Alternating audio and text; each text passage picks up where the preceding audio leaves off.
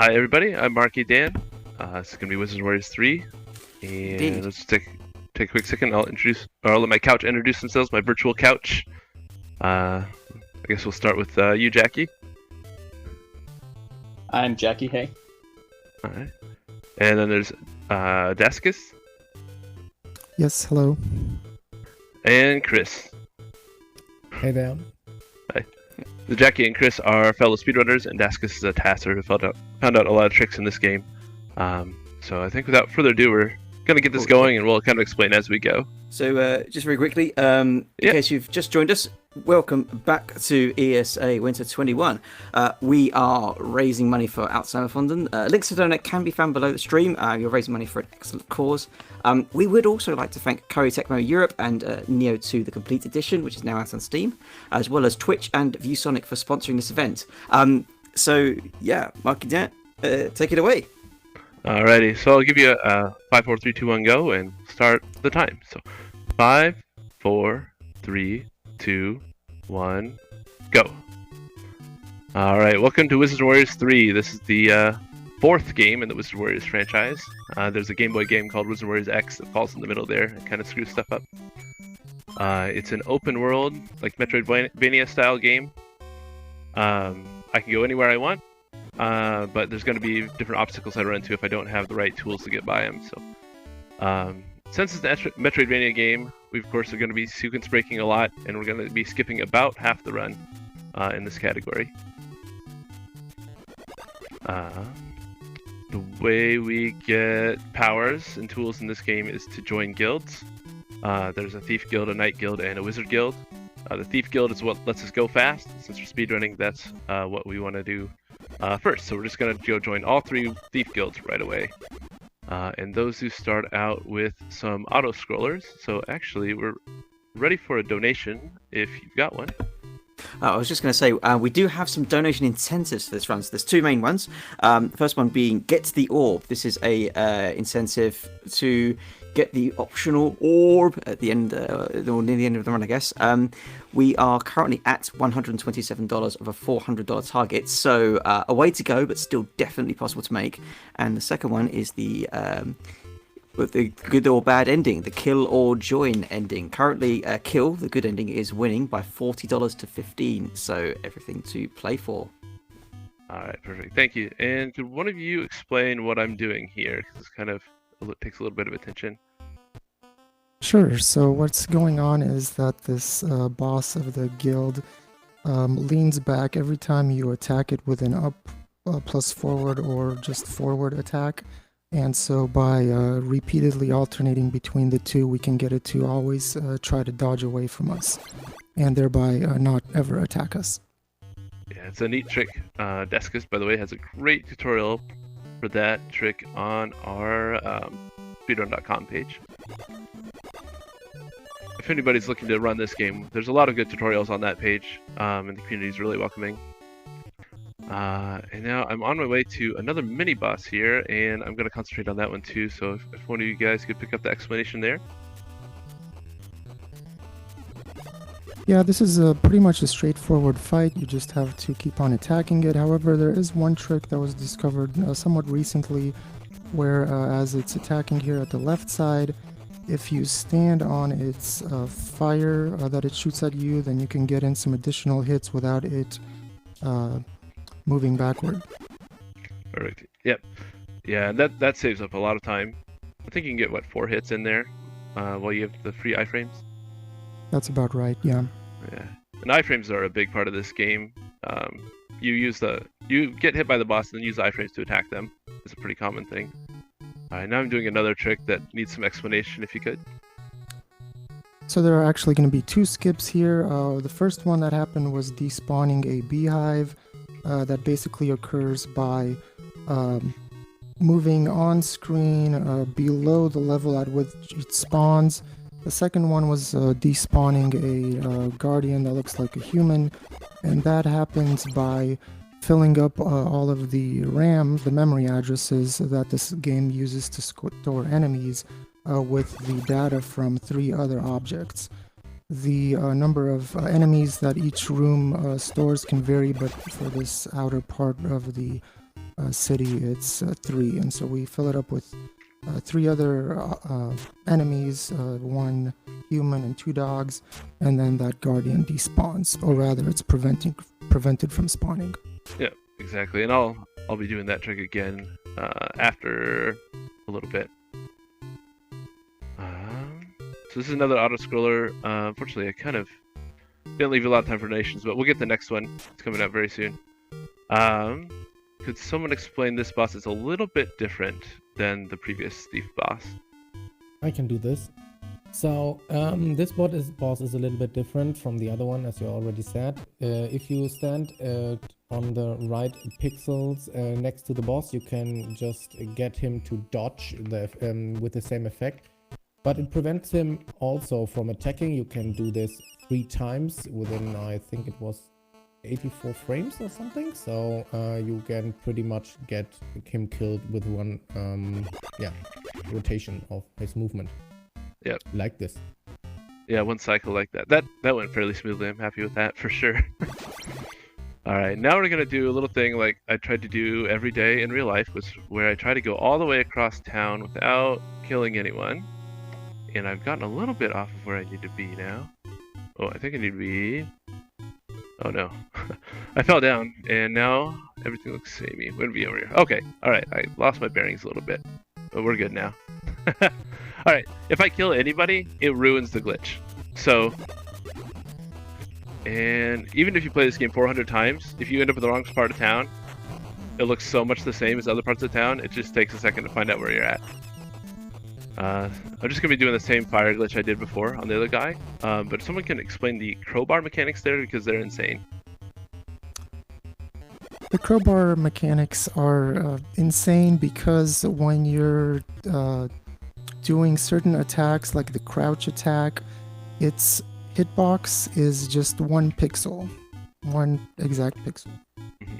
Yeah, so attacking you from can't the really right do is... much damage.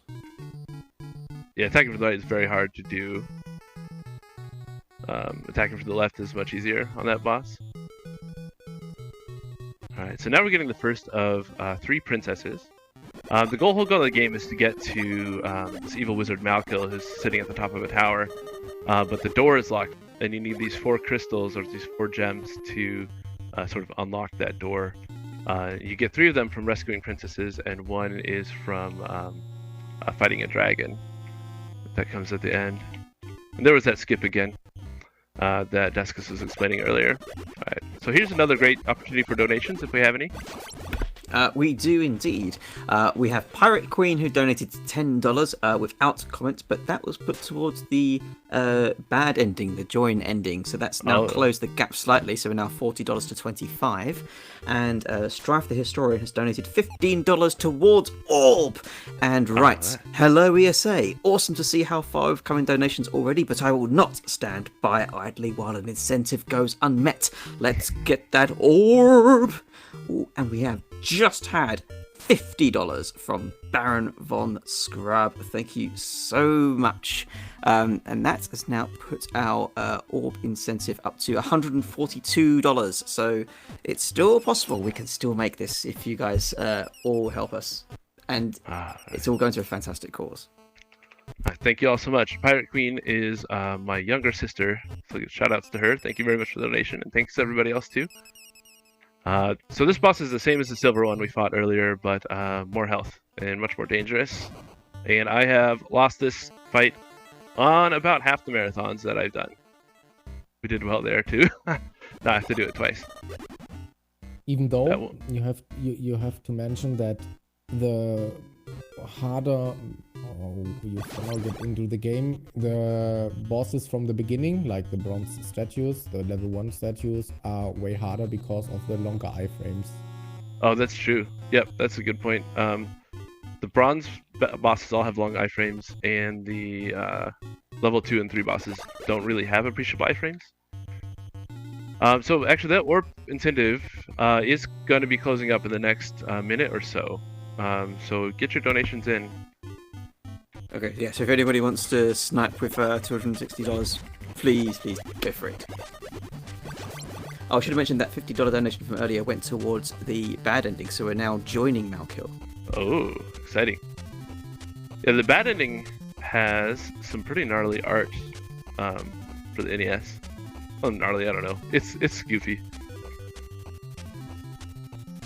I can sort of explain this boss real fast. There's a trick I'm doing here.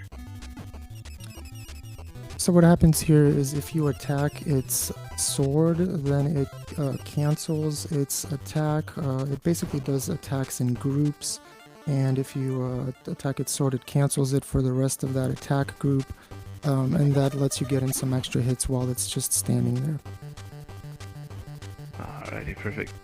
And I did mess that up a little bit. I blocked too early, so the boss got some extra hits in. But I think we can actually keep the orb incentive open for another minute or so. I can still get it while I'm in the palace area. So we'll leave that open another minute. It'll be a little less efficient to get it at the end of the palace rather than right now. But we'll close it when I get the gem in the palace, which is what I'm on the way to now. So if somebody could pick up the commentary while I'm doing these jumps, and if I could get your best RNG emotes in chat, please, because I'm gonna need them for this. Yeah. So this section of the game, we're climbing up this palace, up the towers to get one of the gems, and this room that he's in right now is really the most RNG heavy. Those spikes that come out of the ground can kind of really knock you around, and it's really hard to get smoothly up that room, but looks like we did. And now we just have to worry about a potential bird, which doesn't seem to show up. Almost missed a jump there, but luckily there's some backup platforms there that you can save it on. But, I just wanted to keep the tension up, you know? Yeah. How's that orb incentive? This is probably the time to call that. Last we might chance have for to it. call it then. We do have one donation, which is $50 from Fake Greek Grill, which says, to marquisdan from your wife and your credit card. Yeah, exactly. It's my own money. Well, not my money, it's our money. But thank you very much for that donation. But yes, it's not enough, I'm afraid. Yeah, and big shout out to her, by the way. She is watching our toddler right now while I play video games, which is always nice for her to do. So yeah, we're done now with 2/3 of the game. We've got the palace and the town done. The whole game's kind of set up in 3 areas. We've got the town, the palace, and the caves, or the dungeon, it's called sometimes. So we have just 1 more gem to get and 2 guilds, and then we're going to be heading towards the end game. So this is the first wizard guild we're going to join, and I don't know how you become a wizard in other games or in real life, but here, to become a wizard, you have to jump on onions. So jump on some onions in front of shag carpets. But the music here is absolutely jamming. There's some tricky movement or jumping on that, because if you jump, you go on hold with all of your momentum, and if the stone or the onion goes up like this, you may get stuck in on the floor of that stone, and so you get cancelled in your jump or in all of your momentum, like in the first jump. So it is pretty hard. In every of the 2 guilds from the wizard, we will see this run. Mm-hmm. Yep, yeah, we'll skip the middle wizard guild in this category. But yeah, Chris is right. The momentum in that gets really funky. So this is the whole reason we got the Night Guild, was just to hit this guy. Goodbye, Night Costume. We'll never see you again. There's a very, very RNG dependent potential strat right there to skip the Night Guild, where you can use a damage boost to clip through the wall. But I don't think anybody's ever done it in a real run. But if there's potential to cut like a minute off the world record if you can pull that off. Yeah, the reason that can be slow is because you're waiting for certain enemies to spawn, which takes about 4 or 5 seconds each. And then if they're not in the right position, then you have to wait for them to respawn, and so it can be pretty much a time waste if you don't get the proper RNG there. Yeah, it's really, really... You have to get really good luck. and then you have to like be jumping in the right spot. But if you have enough attempts to throughout the game, you can pull it off. So this worm boss is just the sort of standard shoot the head and then all the little pieces disappear type of boss. I believe the creators said they based this off of something from R-Type. It always has the same pattern, you just gotta memorize it. It's not too bad. It's actually one of the more fun parts of the game in my opinion. But now we're heading towards what, especially if as a casual player, probably if you rented this as a kid, made you quit. I know when I was a kid, I could never get through it when my dad would rent it for us on the weekends. I'm gonna let my commentators take over for this next, the Wizard 3 Guild, because the jumping is really, really hard. Yeah, so this is the Wizard 3. You'll notice right there he had to go in with the Thieves 3, with the third thief, because the door was locked and we can't access this guild any other way, so he has to get kicked out first before he could re-enter as the wizard. This is pretty much just like the first and second Wizard Guild, except for the platforms are 1/3 the size, so your jumping has to be very precise. And like Dan was saying, this is probably where a lot of people finish their gameplay of this game, because this is very difficult to do. Yeah, it's a little harder than it looks, because you can't even land on the corners, or you'll clip through the platforms. Now it's the hardest jump in the whole game, this one. Whoa, whoa, whoa, whoa. Nice. Easy, I got Good it. First try. Easy, totally easy. And then Now this- you know the wizards with the shooting axe, with the exploding shooting axe. Yeah, and snakes. Ugh. You gotta mash with the D-pad on that one. So if you're left-handed also, you'd have an advantage on this game, I guess. That fight in particular can be tricky as well, because if you're not standing in the right spot to deflect his attacks, the boss there just constantly is firing projectiles and launching worms at you, and you can get knocked around and knocked off pretty easily if you aren't careful. Yeah. Alright, this is probably an okay spot for donations. I'm just gonna be platforming for a little bit. Cool. I just wanted to point out we do still have a bidding war going on for the join versus kill, good ending versus bad ending.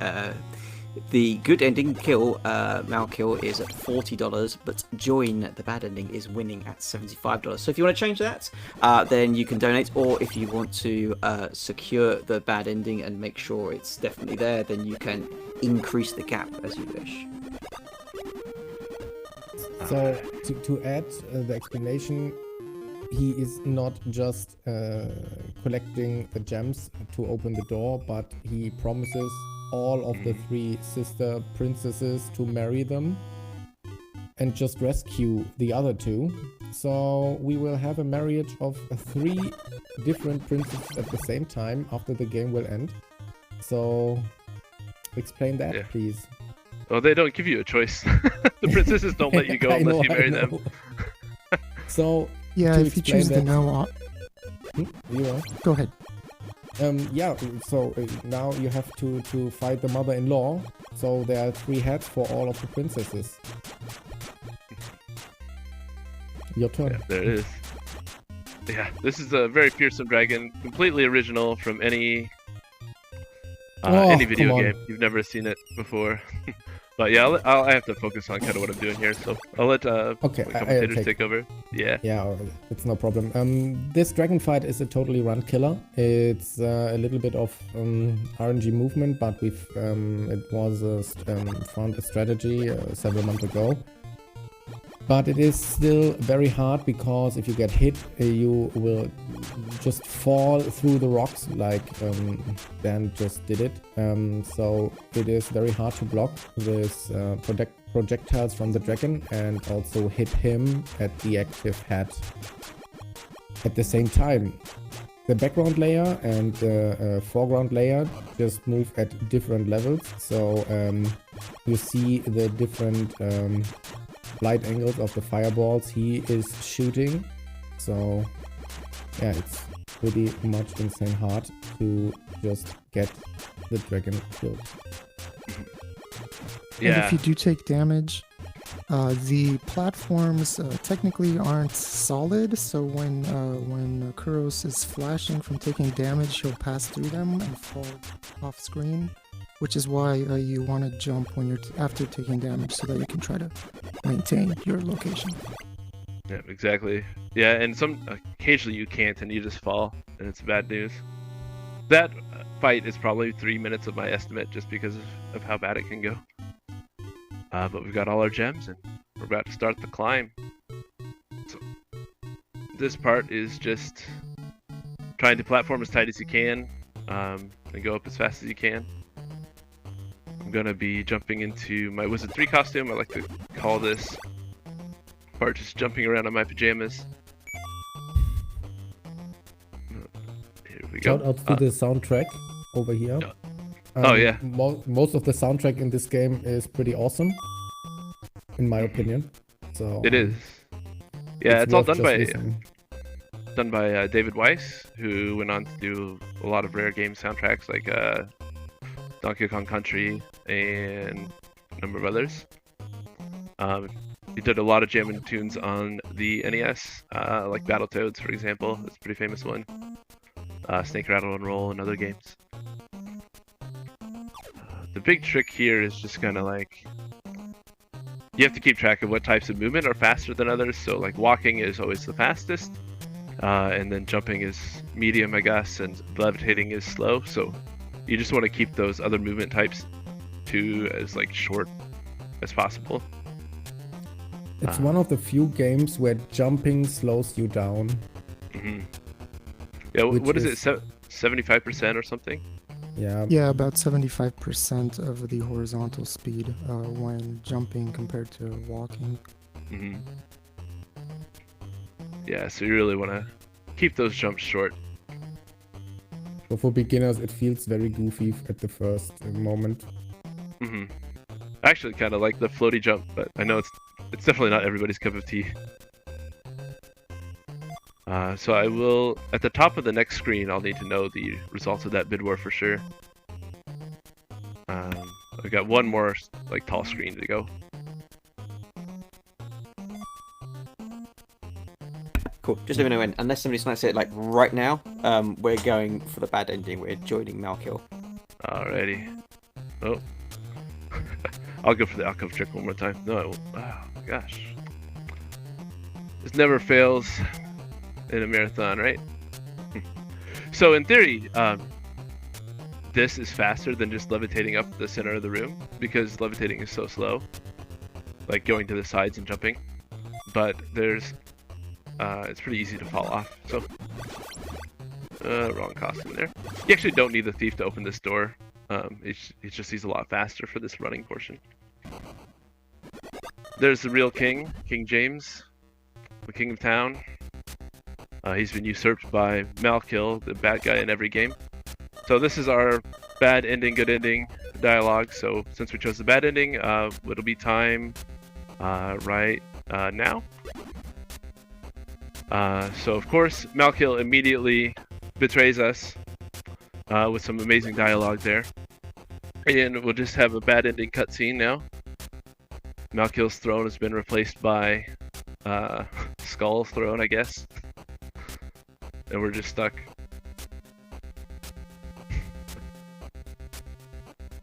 And eventually, it's just gonna go to another cutscene as our character tries to get up a little bit.